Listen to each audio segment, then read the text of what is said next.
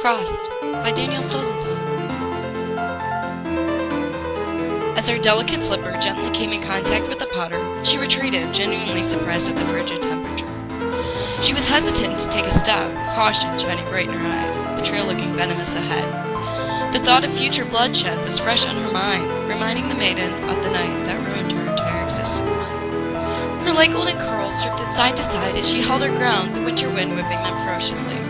The air tingled to her pale skin, and sucking in a tight breath, her petite frame shivered, her nostrils turning to ice. Her cloak fluttered in the harsh climate, inclement wings thrashing it around. Through all the disturbances, the fair maiden remained calm and delicate. The girl appeared as a fragile handcrafted glass animal, never teetering on the edge. Her pale face shone darkly in the moonlight, a shadow cast against the snow. Her face was expressionless as snowflakes caught on her fluttering eyelashes. Though her eyes, oh, her eyes, piercing blue, abstract from the wonderland of magic and serene existence surrounding her. In contact, the sapphire orb stabbed one's heart, captured in a beat. The pale periwinkle slippers were perfectly tailored to envelop the slender feet she possessed. They ever so slightly rested on the clouds of ice crystals as she glided across them gracefully, her blank cloak trailing behind her and exposing the bleached nightgown, the intricate designs popping out from underneath the shawl. A rustle sounded from afar, and the naive little girl brushed off the insecure pitch forming in her stomach. A twig snapped behind her, and without turning back, she picked up her long, thin skirt of silk and raced the clock, sprinting like there was no tomorrow. The roots of the luminous trees tripped her and snatched the edges of her long gown, tearing the fabric. The bare branches loomed overhead, their branches starting to bend. They twisted into a crooked cage. There was no escape. The girl crashed to the ground once more, realizing that not only the branches were closing in. As she ran, one lone snowflake drifted gently towards her with many more in tow.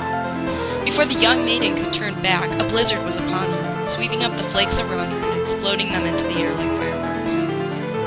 Fitfully, she dashed until she was out of breath, coming to an abrupt stop, her grace losing its touch. Her hair was trampled and scrambled, a frizzy, frosty disorganization.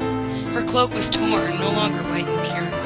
The intricate nightgown, ever so gorgeous, was no longer fascinating. The beads and threads popped at the seams, the professionally hemmed skirt of the dress ripped and torn. The primary level of the once enticing dress had become a darker shade than the nasty soul that was turned in front of her. Bent over and panting, her hands were clamped on her knees. Breathing was coming quick in force, but still she continued. The girl willed herself she would make it through. The urgency to move was more influential than her feelings.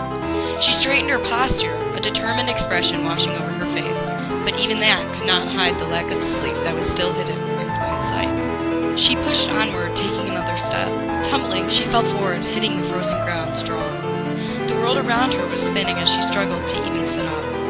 Through her pain, she embraced the fall, sick of the running, sick of living in fear, sick of trying to do it all herself. She was done. Finished. Her blood-caked hands squished a handful of ice and snow, diminishing some of the pain shooting up her arms, head, and legs. She curled up into a fetal position, her ripped clothes fanned out around her. As she took her final frozen breaths, the snowfall ceased, the last puff of air escaping from her frosted blue lips. The same piercing blue eyes stared up at the stars, her eyelashes staying still, finalizing the snow in her life were congruent as they both came to an